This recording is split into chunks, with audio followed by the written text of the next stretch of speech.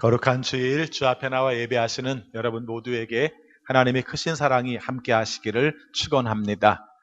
오늘 함께 읽은 말씀은 여러분이 잘 아시는 것처럼 예수님께서 첫 번째 표징으로 행하신 이적이다 이렇게 나와 있고, 또 하나는 가나의 혼인잔치다 이렇게 말씀을 하고 있습니다. 결혼잔치는 좋은 겁니다. 그렇죠? 한 사람의 인생에 있어서 가장 중요한 내용이죠. 보통 태어나는 것과 그 다음에 결혼하는 것, 그 다음에 장례식 치르는 것, 이걸 우리의 삶 속에서 중요한 인생의 고비로 생각하는데, 두 가지는 내 마음대로 못해요. 그렇죠? 태어나는 것과 죽는 건 내 마음대로 안 돼요. 그래서 그 가운데 있는 새로운 배필을 만나 아름다운 가정을 이루는 것이 가장 즐거운 잔치고 또 우리의 삶 속에 행복한 일로 성경은 말하고 있습니다. 결혼 생활 다 행복하시죠? 대답도 이렇게 하시면 어떡합니까? 행복 안 하세요? 행복하시죠? 김춘식 집사님만 행복하십니다. 오늘 말씀에서 제가 이걸 강조하는 이유가 성경에서 이 내용을 굉장히 강조를 하고 있어요. 왜 강조를 하고 있는가? 첫 번째 표징이다라는 말로 강조를 하고 있어요. 첫 번째 표징이다. 이 표징이라는 말이 좀 쉽지는 않아요. 그런데 설명을 들어보면 좀 이해는 갑니다. 우리가 보통 성경에서 나오는 내용들을 기적이라고 그래요. 기적. 그래서 영어로 미라클이라고 표현하는데, 여기서 표징 혹은 표적이라고 하는 말들은 사인이라는 말을 씁니다. 그럼 내용이 조금 달라요. 그렇죠? 그래서 기적은 우리가 생각지 못했던 일들이 일어나는 것이 기적이라면은, 우리가 사인이라고 말하는 내용들은 거기에 뭔가 의미가 담겨있는 뜻으로 쓰이고 있어요. 근데 보통은 또 기적과 연결시켜서 표징, 표적이라는 말을 쓰고 있어요. 그럼 이 말은 이렇게 해서 가면 됩니다. 이건 기적은 기적인데 이 기적을 통해서 뭔가 보여주려고 하는 게 있어. 이 기적을 통해서 우리에게 깨닫게 하는 게 있어. 이런 뜻으로 우리가 읽으면 됩니다. 그런데요, 요한복음 내용에는 기적이 7개가 있어요. 7개가 있습니다. 그래서 7개가 나오는데 이 내용을 말할 때마다 이것은 첫 번째 표징, 이것은 두 번째 표징, 이것은 세 번째 표징, 그러지는 않아요. 오늘 말씀처럼 첫 번째는 첫 번째 표징이라는 말이 나오지만 그 다음부터 나오는 내용들은 그렇게 써있지는 않아요. 다만 이것은 하나님 나라의 의미를 드러내려고 하는구나 하면 그것은 표징으로 보게 되는 거죠. 근데 오늘 내용에 있어서 첫 번째 표징이라고 말한 내용에 있어서 첫 번째는 원래 의미로 볼 때 첫 번째, 두 번째, 세 번째 이런 의미도 있지만은, 왜 우리도 너가 처음이야, 너희가 시작이야 이런 의미 있지 않습니까? 그래서 근원이라는 뜻도 가지고 있어요. 그래서 오늘 말씀하는 것은 표적의 시작이야 이런 의미도 가지고 있는 겁니다. 자, 우리도 마찬가지인데요. 표징을 우리가 많이 볼 수 있다면 그 중에서 맨 먼저 내세우고 싶은 게 어떤 걸까 하는 것이죠.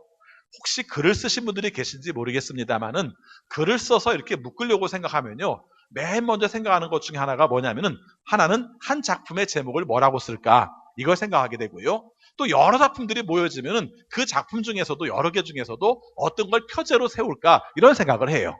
그러지 않겠어요? 기왕이면 가장 좋은 것, 다른 사람들이 볼 때 끌릴 만한 것, 이런 것들을 앞에다가 내세우고 싶은 마음이 있는데, 오늘 말씀에서는 표징 중에서 맨 처음 내세우는 것, 맨 처음에 보여주는 걸 뭘로 보여줬습니까?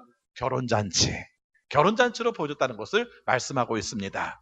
여러분, 성경에서도 결혼잔치를 말할 때 이 세상에서 제일 기쁜 잔치를 말할 때 결혼잔치로 표현을 하고 있어요. 그래서 이번 주에도 우리 윤희가 결혼을 합니다. 결혼잔치를 합니다. 그래서 이런 가장 좋은 잔치에 우리가 여기서 나오는 말씀 속에서 예수님께서 말씀하시고자 하는 뜻이 있다는 것입니다. 자, 제가 지금 서론을 굉장히 강조합니다. 어떤 사이사이에 나오는 말도 중요하지만 오늘 말씀은 뭐가 중요하다고요? 표징이라고 말을 했다. 그것도 첫 번째 표징이라고 말했다. 이건 뭔가 상징적으로 보여주려고 하는 말의 의미가 있다. 이렇게 말씀을 드렸습니다. 그러면은 그 내용이 어디 써 있는가? 11절에 써 있어요. 11절의 말씀을 같이 읽겠습니다. 예수께서 이 첫 번 표징을 갈릴리 가나에서 행하여 자기의 영광을 드러내시니 그의 제자들이 그를 믿게 되었다. 이렇게 말씀을 합니다. 오늘 말씀의 이야기 여러분들이 수십 번씩 들은 말씀일 거예요. 그런데 그 말씀을 들으면서 그때마다 강조점들이 분명히 있었을 겁니다. 오늘 제가 앞에서 잠깐 서론을 거론하겠습니다만은 여러분들이 이미 들었던 말씀들을 잠깐 제가 터치를 할 겁니다. 그런데요, 오늘 말씀에서 전체적으로 하고자 하는 뜻은 어디서 찾아야 되느냐? 성경에서 찾아야 됩니다. 말씀을 읽을 때 중요합니다. 그 의미가 안 써 있을 때는 그냥 읽으면서 뜻을 찾으면 되지만, 어떤 경우는 이것은 하나님 나라를 두고 한 말이야 이렇게 말씀을 했으면, 내가 아무리 영적으로 깨닫는 말씀이 있다 할지라도 이건 하나님 나라에 관계된 말씀이구나 이렇게 연결을 시켜야 돼요. 근데 오늘 말씀은 있어요. 11절 말씀에 있습니다. 이 표적은 뭘 드러내려고요? 그의 영광을 드러내게 하려고. 이게 오늘 답입니다. 오늘 표징에 가나의 혼인잔치에 여러 가지 상징적인 의미가 있지만 가장 중요한 건 뭐라고요? 그의 영광을 드러내려고. 그럼 그가 누굽니까? 여기는 예수님입니다. 그렇죠? 예수님께서 예수님이 이 땅에 출현했다는 것을 알리고 내가 어떤 존재라는 것을 알리는 게 목적이 있었다. 이런 뜻입니다. 우리가 1월 첫째 주, 둘째 주에서 다 강조할 때마다 예수님을 드러내는 이야기를 했었어요. 예수님 자신이 세상 사람들에게 드러낸 얘기를 했었는데 오늘 말씀도 그런 의미 속에서 보면은 또 드러내는 이야기를 하고 있는 겁니다. 그래서 예수님이 예수님 자신을 드러내는데 뭘로 드러냈는가? 물이 변하여 포도주가 된 사건을 통해서 예수님을 드러내셨다. 이런 뜻으로 말씀을 하고 있는 겁니다. 그럼 드러낸 게 뭔가? 드러냈다는 게 뭔가? 짠! 내가 이제 나타났어? 이 정도의 의미가 아니라 그 사건 하나가 이미 우리에게 주고자 하는 메시지가 있다는 뜻입니다. 그래서 앞에 있는 말씀을 좀 차근차근 살피면서 또 그 의미를 헤아리면서 오늘 우리 자신의 모습들을 살펴보려고 합니다. 자, 오늘 말씀은 갈릴리 지역의 가나라는 지역이라고 표현을 하고 있고요. 거기 보니까 혼인잔치라고 표현이 되어 있습니다. 세팅이 좀 되어 있죠. 그 다음에 예수의 어머니가 거기 계셨고 예수와 예수의 제자들도 그 잔치에 초대를 받았다고 되어 있습니다. 일상적이에요. 동네 잔치가 벌어져서 함께 모인 가운데 잔치집에 갔다. 뭐 이렇게 생각해도 여기까지는 크게 문제가 없습니다. 그런데 3절 말씀에 보니까 문제가 벌어져요. 여러분 아시는 분들은 아시겠습니다만은 우리는 결혼식이 그냥 함께 밥 먹는 시간 2시간 정도, 결혼식까지 포함하면 3시간 정도, 이 정도의 모든 게 다 끝납니다. 그런데 이스라엘 사람들이 그 당시에 이스라엘 사람들이 결혼의 풍습을 따졌다 볼 것 같으면은 7일 동안 결혼식을 했다고 그래요. 7일 동안 결혼식을 했다고 합니다. 그러니까 참 결혼식 한번 하고 나면은 기둥불이 빠질 만했을 것 같습니다. 그렇죠? 우리 동네에는 그런 일이 없습니다만은 어제도 제 친구가 결혼식을 했는데 제가 못 갔어요. 못 갔는데 그 친구가 사는 동네만 해도요. 결혼식을 서울에 와서 결혼식을 하는데 서울에 못 가는 사람들을 위해서 그 동네에서 일주일 전에 또 한번 피로연을 합니다. 우리가 생각하는 피로연은 결혼식을 끝난 다음에 함께 모이는 게 피로연이라고 생각하는데 그게 아니라 그 결혼식에 못 가는 동네 사람들을 위해서 또 한 번 잔치를 하더라고요. 가만히 생각하니까 우리나라에도 그런 풍습들이 있었던 것 같아요. 그렇죠? 제가 또 시골서 목회할 때는 결혼식을 끝나고 나서 여러분들이 와줘서 고마웠다고 또 한 번 잔치했던 경험이 있어요. 충청도에서. 이렇게 생각을 해보면은 여기도 그런 모습들이 있었겠구나. 그런데 아무튼 일주일 동안 잔치를 했다고 합니다. 근데 일주일 잔치를 하는 가운데서 제일 핵심적인 게 뭐였겠는가? 오늘 말씀을 보니까 포도주였던 것 같아요. 그렇죠? 포도주였던 것 같아요. 포도주는 성경에서 말할 때 기쁨과 즐거움의 상징이에요. 그래서 모든 즐거운 곳에는, 기쁜 곳에는 포도주가 있어요. 그래서 이 포도주가 있다는 건 중요한 것이고 포도주가 떨어졌다는 것은 불행한 거예요. 여러분 생각해 보시기 바랍니다. 잔치를 했습니다. 이게 며칠간 잔치를 했는지 며칠째 됐는지 모르겠습니다만은 잔치를 하는 도중에 한 3일쯤에서 포도주가 떨어졌다. 그럼 어떻게 됩니까? 나머지 4일은 파장이 되는 겁니다.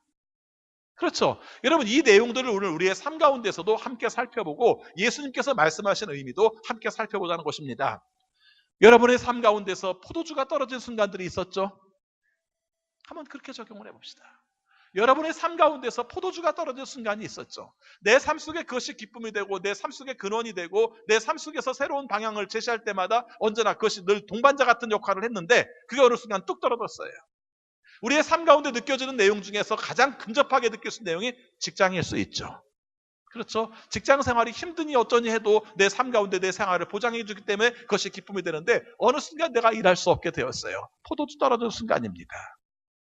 우리가 관계 속에서도 그런 경우가 있습니다. 함께 행복하게 살았어요. 연인 관계로 살았어요. 그런데 어느 순간 헤어지고 말았습니다. 포도주가 떨어진 것이죠. 또 우리의 가족 관계 속에서도 좋은 관계로 지냈었는데 어떤 한 가지 문제가 벌어짐으로 말미암아 그 관계들이 서로 가까이 하지 못하는 관계가 되고 말았습니다. 포도주가 떨어진 겁니다. 가장 힘들고 어렵기로는 우리의 삶 속에서 사별이죠. 그렇죠? 가장 힘든 것. 그래서 우리의 삶 속에 포도주가 떨어지는 이런 삶들을 우리가 경험하게 되었을 때 우리는 어떻게 할 것인가를 한번 기억해 보는 것도 좋을 것 같습니다. 자, 그런데 이런 문제가 벌어졌을 때 우리는 어떻게 합니까? 뭔가 해결책을 찾으려고 해요. 내 나름대로 해결책을 찾으려고 합니다. 그런데 오늘 말씀에 보니까 마리아는 그냥 바로 예수님께 말합니다. 포도주가 떨어졌어요 라고 얘기를 합니다. 자, 그렇게 말한 겁니다. 그냥 뭐 이 사정이 어떻고 저쩌고 또 이 내용이 이렇게 하면 어떻게 되고 결과 어떻고 없이 그냥 포도주가 떨어졌어요. 어떻게 좀 해봐요 하는 것이 바로 예수님의 어머니가 말씀하신 내용입니다. 제가 오늘 이 부분에 대해서는 길게 옆에 연결시켜서 적용점을 찾으려고 하지 않겠습니다. 오늘 핵심이 있으니까. 그러나 오늘 우리의 삶 속에 생각해 본다면 이 마리아도 괜찮은 사람이에요. 그렇죠? 여러분 괜찮은 사람이에요. 제가 생각을 해봤더니 이런 모습을 가지고 있더라고요. 왜 제가 괜찮다고 표현했냐면요. 잔치집에서 포도주가 떨어졌습니다. 그럼 사람들은 뭐라고 합니까? 이게 뭐야? 잔치집이 준비도 소홀해가지고 포도주 이렇게 떨어졌어? 이렇게 말을 하면서 아이 파장이네. 그냥 가야지. 이런 존재들이 있죠. 그렇지 않습니까? 그에 비해서 마리아는 지금 뭐라고 말하고 있습니까? 사실은 자기 집 잔치는 아니잖아요. 예. 그런 의미 속에서 보면은 그냥 제 3자적 관점 속에서 객관적 입장 속에서 포도주가 떨어졌네. 이 집 파장이네. 에이, 제 집에 없으니까 가야지. 이렇게 말할지 모르겠지만은 그렇게 말하고 중심에 서서 말하죠. 큰일 났네. 포도주가 떨어졌는데 어떡하지? 포도주가 있었으면 좋겠는데 방법이 없네. 하면 예수님이 한번 해봐. 이런 내용입니다. 아주 간단한 얘기 같지만은 오늘 우리의 삶 속에서도 이것은 삶의 자세 속에서도 굉장히 중요한 방법입니다. 여러분 포도주를 얻으려고 하는 자세 속에서 내 삶 속에 기쁨이 얻으려고 하는 자세 속에서 이런 자세도 한번 생각해 보세요. 3자적 객관적 관점에서는 기쁨이 별로 없어요. 그런데 내 자신이 중심이 되어서 그곳에서 내 일이 아니라 할지라도 내가 중심이 되어서 거기에 머무를 때는 그 문제에 대한 해결책이 보이고 방향이 보이는 거예요. 제가 우리 교회에서 생활하면서 여러분들에게 하는 말 중에 제가 싫어하는 말이 있다고 한 가지 말한 거 있습니다. 기억나세요? 제가 싫어하는 말. 뭔지 기억나세요? 이 교회. 기억 안 나세요? 제가 이렇게 말하면 싫어해요. 이 교회니까 이 교회라고 말하지만 저는 싫어요. 왜 싫은 줄 알아요? 교회가 여러분의 교회가 아니라 객관적 3자적 관점 속에서 이 교회라고 생각을 하는 거예요. 저희 아이가 우리 교회에 와서 이제 함께 생활을 하고 있습니다. 3주차. 오늘 성가대도 쓰고 해요. 근데 얘가 가끔 자기도 모르게 하는 말 중에 이 교회는 왜 그래? 그렇게 말을 해요. 그럼 제가 막 뭐라고 합니다. 지가 얼마나 남의 교회를 오래 다녔다고. 그렇죠? 예. 기껏 2년 밖에 나갔다 왔는데 이 교회라고 해서 제가 뭘 하겠어요. 물론 농담으로 진도한 겁니다. 근데 제 삶 속에서는 늘 그게 있어요. 여러분 어떤 경우에 할지라도 어떤 경우에 있다 할지라도 여러분의 삶 가운데서 늘 중심적 위치에 서세요. 아시겠습니까? 예. 3자적 관점 속에서 그렇게 서지 마시고 중심에 서세요. 교회는 우리 교회예요. 그래서 우리 교회의 문제는 다 내 문제예요. 그래서 내가 이 문제를 해결하기 위해서 어떻게 될지를 생각하고 어떻게 할지를 기도해야 해요. 그래서 문제가 벌어졌을 때는 우리 교회 문제가 벌어졌네라고 말하지 말고 주님 이거 어떻게 하면 좋을까요? 이 문제를 해결해 주세요라고 말하는 여러분 되시기를 바랍니다. 이건 오늘 길게 할 얘기가 아니라 지나가도록 하겠습니다. 근데 예수님께서 하신 대답이 좀 신기해요. 뭐라고 말했습니까? 여자여. 딱 걸려. 안 걸려요? 걸리잖아요. 엄마 보고 여자애라고 말하니까. 그래서 이걸 해석하시는 분들은 그 당시 풍습에서 귀부인들을 부를 때 쓰는 호칭이었다 이렇게 쓰고 있습니다만은 어떻게 설명을 해도 이 여자여라는 말 속에서 느껴지는 이미지는 그리고 그 다음 문장에 나오는 내용과 느껴지는 이미지는 예수님의 어머니 마리아와 예수님과 거리를 두고 있어요. 그렇죠? 예수님께서 거리를 두고 있는 겁니다. 그 뒤에 뭐라고 나옵니까? 이렇게 말하죠. 여자여, 그것이 나와 당신에게 무슨 상관이 있습니까? 아직도 내 때가 오지 않았습니다. 이렇게 말을 해요. 그 내용으로 본다면 이미 문장 속에서 약간 거리를 두고 있는 거예요. 잔치가 벌어졌는데 포도주가 떨어지든지 말든지 왜 당신이 신경 써요? 이런 뜻도 될 수 있지만 또 한 가지는 아직 내 때가 되지 않았어요. 내가 뭔가 기적을 일으켜서 변화를 일으킬 때가 아직 되지 않았어요. 이렇게 말을 하는 의미로 읽을 수 있어요. 근데 또 이상한 건 뭐냐면은 그래놓고 또 하세요. 그렇죠? 그러니까 이것에 대해서도 우리가 많이 생각을 합니다. 아니 못한다고는 하지 말든지 아니면 하시지를 하지 말든지 못한다고 말씀하신 것 같은데 하시는 건 뭐야? 이런 생각들을 합니다. 성경에서는 일부러 세팅한 것 같아요. 그래서 그것에 대해서 어떤 반응들을 보이는지와 그리고 우리들이 독자가 있는 사람들의 마음속에서 어떤 생각을 갖고 있는지에 대해서 우리가 질문들을 갖고 있는 그런 의미 같아요. 그래서 오늘도 이 부분도 가볍게 넘어가도록 하겠습니다. 그런데요, 이 마리아가 이런 말을 합니다. 원래 그 말을 할 때 예수님께서 하신 말을 들어보면 마리아는 거절당한 겁니다. 거절당했는데 그냥 그 사람들한테 그렇게 말합니다. 하인들한테 말하기를 저분이 시키는 대로 하세요. 가로 열고 그럼 뭐 될 거예요. 이런 뜻이 되는 거죠. 저분이 시키는 대로 하세요. 이 의미를 말씀합니다. 여러분 그것도 우리에게 적용시킬 내용들이 참 많아요. 오늘 우리의 삶 속에서 좀 불신앙적으로 다가오고 또 우리의 삶 속에 응답이 없는 것처럼 다가오는 시점 속에서도 그분이 하라는 대로 하고 그분이 해주실 것을 믿고 간구하고 강청하는 내용에 대한 의미로 충분히 적용할 수 있어요. 그런데 이것도 넘어가겠습니다. 그럼 오늘 걸리는 부분이 어디인가? 6절입니다. 6절 말씀 같이 읽겠습니다. 그런데 유대 사람의 정결 예법에 따라 거기에는 돌로 만든 물 항아리 6이 놓여 있었는데 그것은 물 두세 동이들이 항아리였다. 이렇게 말합니다. 가볍게 지나가면 그냥 가볍게 지나갈 말인데 물 항아리에 대한 설명이 굉장히 상세하지 않아요? 그렇죠? 물 항아리에 대한 설명이 상세해요. 자, 여러분 그냥 성경책 보지 말고 떠올려 봅시다. 지금 물 항아리에 대한 설명 중에서 먼저 떠오르는 단어가 뭐가 떠올라요? 뭐 얘기는 안 할 것 같은데, 예, 아무튼 여러 가지 떠오를 수 있겠죠. 근데 여기 나온 내용을 볼 것 같으면 6개, 항아리가 6개. 그 다음에 돌 항아리. 그 다음에 또 하나는 두세 동이 들어가는 돌 항아리. 그 다음에 또 한 가지가 있습니다. 빠진 게 하나 있어요. 뭐가 빠졌죠? 뭐가 빠졌습니까?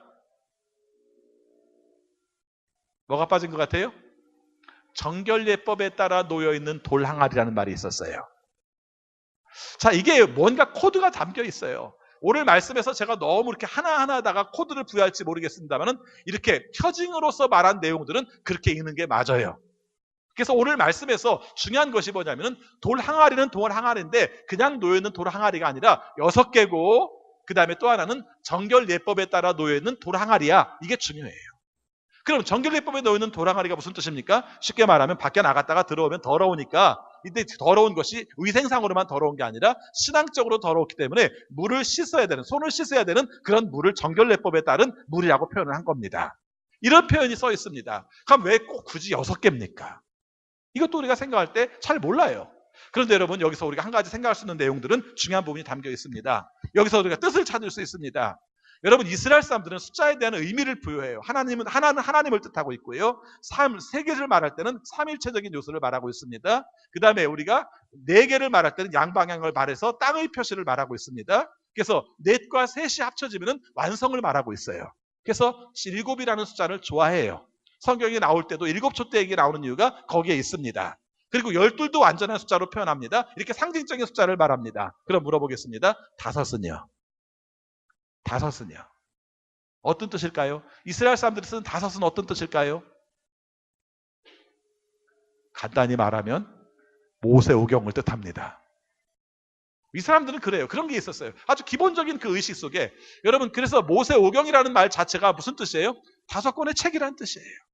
5개의 두루마리라는 뜻이에요. 그래서 그 사람들은 성경을 구별할 때마다 다른 것들은 어떻게 읽어요? 예언서, 시가서, 그 다음에 역사서 이런 식으로 구별을 한다면은 맨 앞에 있는 창세기, 출애굽기, 레위기, 민수기, 신명기는 뭐라고 읽어요? 토라 그렇게 읽어요. 토라라고 읽고 토라라고 읽고 그 다음에 그 표현을 갖다가 5개의 두루마기 그렇게 말을 해요. 두루마리라고 표현합니다. 그래서 이렇게 말할 때 일반적으로 사람들이 생각할 때 5개는 바로 지금 말하는 뜻입니다. 자, 제가 지금 힌트를 드립니다. 7개가 완전한 숫자라고 말했습니다. 5개가 오경, 성경 율법을 뜻하는 것이라고 말했습니다. 그럼 6은 뭘까요? 이게 참 재미있는 의미를 갖는 거죠. 예, 제가 이런 식으로 설교를 잘 안 합니다만 오늘은 그렇게 할 수밖에 없는 내용이 여기에 있어요. 보통 6을 말할 때마다 안 좋은 숫자로 씁니다. 우리는 4라는 숫자를 안 좋아하듯이 이 사람들은 6이라는 숫자를 안 좋아합니다. 아까 말한 것처럼 완벽한 거에서 하나 빠진 숫자로 보고 있어요. 그래서 요한계시록에 나올 때 우리가 사탄의 증거를 표시할 때 쓰는 표현이 뭡니까? 666이라는 단어도 그렇게 나오는 겁니다. 자, 그런데 제가 이 말씀을 왜 드렸겠는가? 뭔가 여기서 문제가 있어요. 5개도 아니고 7개도 아니고 6개예요. 이게 바로 어쩌면은 사람들의 상태예요. 그리고 유대교의 상태예요. 그 유대교의 상태 속에서 예수님께서 지금 뭔가 보여주시고 뭔가 말하고자 하는 뜻이 있다는 것을 말씀해주고 있는 것입니다. 한번 정리해 볼게요. 그 내용들을 정리해 본다면 쉽게 말하면 이런 뜻입니다. 여기 함께 모여있는 사람들이 다 유대교 신자예요. 그렇죠? 예수님께서 말씀을 증거하신 입장 속에서 본다면 다 유대교 신자들이에요. 유대적 원칙과 율법과 전통 속에서 살아가는 사람들입니다. 그래서 그 내용은 돌 항아리는 그리고 6개는 그리고 이 내용들은 불완전하지만 그런 불완전한 가운데 살아가는 자신의 율법이에요. 율법이 때에 따라서 도움이 될 수도 있습니다. 근데 의무적으로 바뀔 수도 있어요. 여러분의 삶도 마찬가지입니다. 여러분이 사시는 삶 가운데 신앙이라는 것이 여러분에게 굉장히 힘이 되고 유익할 때도 있어요. 그런데 어느 순간에 보면 의무감에 사로잡혀 있죠. 그렇지 않나요? 오늘 아침 주일이니까 또 나가야겠네. 아, 일주일 이렇게 빨리 돌아와. 쉬는 날은 좋은데 일주일 교회 가는 날은 너무 자주 돌아와.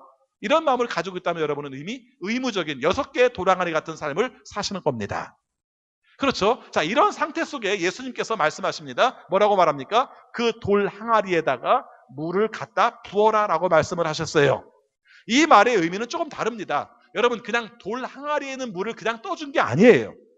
지금까지 가지고 있던 의무감 속에서, 전통 속에서, 그렇지만 내 삶 속에 기쁨이 별로 없는 아무것도 아닌 그 돌 항아리에 있는 상태가 아니라 예수님께서 새로운 물을 갖다가 부라고 말씀을 하셨어요. 그리고 그 물을 붓는 순간에 그 물을 갖다가 물을 갖다가 주라고 말씀하셨어요. 어떤 사람들은 또 이거 화학적으로 연구하는 사람들이 있어요. 언제 이게 물이 포도주로 변했을까? 물을 떠다 부었을 때 변했을까? 떴을 때 변했을까? 가지고 가는 도중에 변했을까? 식탁에 놓는 순간 변했을까? 이런 짓 하지 마시기 바랍니다. 예, 답 안 나와요. 성경에 없는 건 모르는 거예요. 추측을 해서 어떤 소설을 만들 수 있을지 모르지만 모르는 겁니다. 근데 중요한 의미는 있어요. 조금 전에 말씀드렸던 것처럼 의무감에 젖어서 뭔가 새로운 것도 없고 기쁨도 없고 그것마저 다 떨어져 버린 항아리만 남아있는 그런 상태 속에서 새로운 물을 부으신 예수 그리스도께서 주신 것을 갖다가 나누었을 때 모든 사람이 기쁨으로 그것을 먹게 되었다는 말씀의 의미가 바로 여기에 있습니다. 그래서 오늘 여러분들 앞에 6개의 돌 항아리의 의미를 강조한 겁니다. 중요해서요? 아니요. 우리의 상태 같아서 강조한 거예요.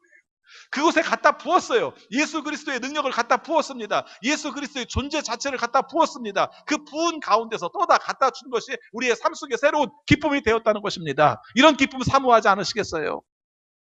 오늘 우리의 삶 속에서 신앙의 문제를 한번 보고 싶어요. 내 삶 속에서 신앙생활하는 것이 기쁘세요? 아니, 기쁘다는 말은 들은 것 같은데 나는 기쁘지가 않아. 이렇게 말하면 또 그럽니다. 아, 그건 내세에서 기쁘고요. 솔직히 말하면 내세도 별로 안 믿는 것 같아. 그렇지 않아요? 내세를 믿으면 이렇게 살면 안 되지. 오늘 우리의 삶 속에서 사는 삶들이 내세를 믿으면 이렇게 살면 안 되지. 사기치고 내 삶 속에 거짓말하고 내 삶 속에 다른 사람을 속이고 이렇게 살 수 없지. 근데 하물 그렇다 치더라도 내세만 우리가 요구하는 것이 하나님 나라일까요? 그건 아니라는 것이죠.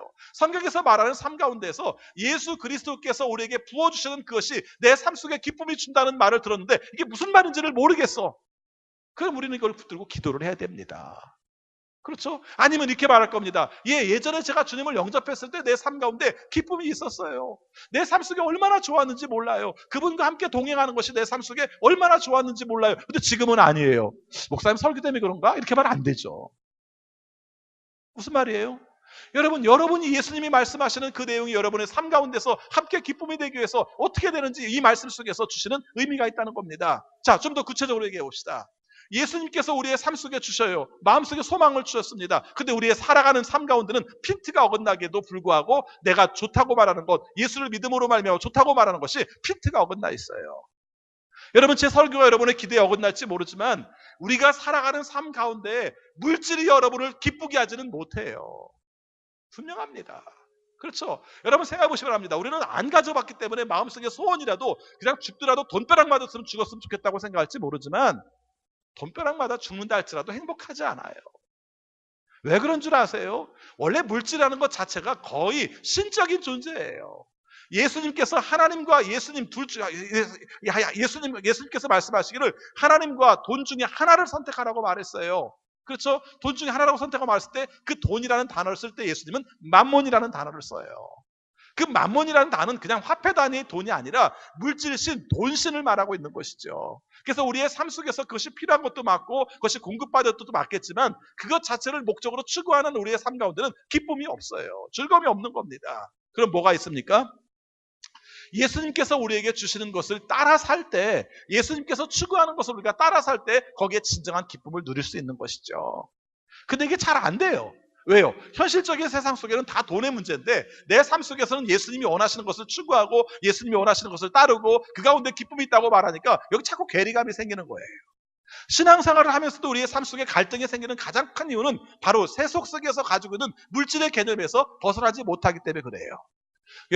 여러분의 환경 속에서 건강의 문제나 자녀의 문제나 물질의 문제나 직업의 문제를 위해서 기도하지 말라는 말씀이 아니에요. 그것이 주가 되는 것이 아니라 주님과 나와의 관계가 주가 되어서 간구하라는 말씀입니다. 이 부분을 우리가 좀 구별할 수 있으면 내가 진정으로 삼아야 될 게 무엇인지 내 삶 속에 변화시켜 주시기를 원하는 것이 무엇인지를 알 수가 있는 것입니다. 생각해 보시기 바랍니다. 여러분 뭔가 이렇게 가슴 뛰는 순간이 있지 않았나요? 아니 1년을 지나오는 동안에 어떤 일들은 내 삶 속에서 정말 나를 설레게 하고 내 가슴에 쿵쾅쿵 뛰게 하는 그런 사건들이 있지 않나요? 근데 그게 뭐였어요? 어떤 때는 30만 원 보너스 받아서 좋을 때도 있긴 하죠. 근데 그것도 몇 번 받고 나가면 가슴 뛰어요? 별로 안 뜁니다. 50만 원 주면 좋을 텐데. 그렇죠. 그렇죠. 우리의 삶 가운데 가슴 뛸 만한 게 뭡니까? 그래서 우리의 삶 속에서 정말 나름대로 그래도 그것이 좋으니 나쁘니 얘기해도 그 중에서도 가장 근접하게 우리가 생각할 수 있는 게 뭐예요? 사랑이잖아요. 연애할 때. 그 감정, 그걸 어떻게 표현하겠습니까? 다른 사람한테 표현하면, 아이고, 저거 또 정신병자 같은 소리 안 해. 할지 모르지만, 내 삶 속에서는 그것이 가슴 뛰게 하고, 새롭게 보이게 하고, 새로운 것들을 우리가 기대하게 하고, 이런 마음이 있지 않습니까? 이게 신앙적 입장 속에서도 이게 필요하다는 겁니다. 그렇죠. 주님이 우리에게 오셨어요. 그래서 새로운 걸 보게 하셨어요. 뿐만 아니라 정말 기대하는 것들, 우리가 가치 있는 것들, 우리가 중요하게 여기는 것들이 달리 보이기 시작했어요. 그래서 내 삶 속에서 다른 사람들이 볼 때는 좀 이상하게 보일지 모르지만 예수님께서 원하시는 것을 내가 따라서 추구하며 살게 되었어요. 근데 그 마음 가운데 내 마음이 기뻐요. 이것이 바로 하나님 나라의 시작이에요. 여러분, 하나님 나라를 내세의 것으로만 생각하지 마세요. 지금 하나님 나라가 이루어지지 않으면 내세 하나님 나라도 의미가 없어요. 지금 우리가 하나님이 원하시는 뜻을 따라 살면서 거기서는 가슴 쿵쾅거리는 기쁨이 있어야 됩니다. 다시 한번 말씀드립니다. 여러분의 삶 속에서 예수 믿는 것이 여러분을 정말 긴장시키고 정말 내 마음을 설레게 하고 내 삶 속에서 가슴을 뛰게 하는 그런 부분이 없다면 이 부분을 붙들고 기도하세요. 오늘 말씀 속에 중요한 말이 나옵니다. 이렇게 해서 포도주를 나눠줬어요. 포도주를 나눠줬는데 그 다음 반응이 재밌어요. 뭐라고 반응을 합니까? 사람들이 이렇게 말을 하죠. 처음 보통 잔치집에는 처음에 좋은 술이 나오다가 나중에는 나쁜 술이 나오는데 이 집은 참 다르구나. 이 집은 우리가 처음보다 나중 것이 더 좋구나. 이렇게 말이 나옵니다. 가벼운 멘트로 지나가지 마세요. 이 멘트 굉장히 중요한 멘트입니다. 저희 어렸을 때 신문 보면요. 가짜 양주 얘기 되게 많이 나왔었어요. 기억하세요? 아마 한 달에 한두 달에 한 번씩은 가짜 양주 얘기가 나온 것 같아요. 이 가짜 양주가 나오게 된 배경들이 뭐냐면은 일단 가격 차이가 많이 났던가 봐요. 그러기도 하고 또 하나 가능성 중에 하나가 뭐냐면은 술 마시는 고급 술집에서 처음에 마실 때는 제대로 된 술을 줘요. 주는데 나중에 한 병 먹고 나서 두 병 먹고 나면 그 다음에 어떻게 됩니까? 이건 술이 술을 먹는지 물이 사람이 술을 먹는지 구별 못하는 시점쯤 되면 그때 가짜가 나가는 거죠.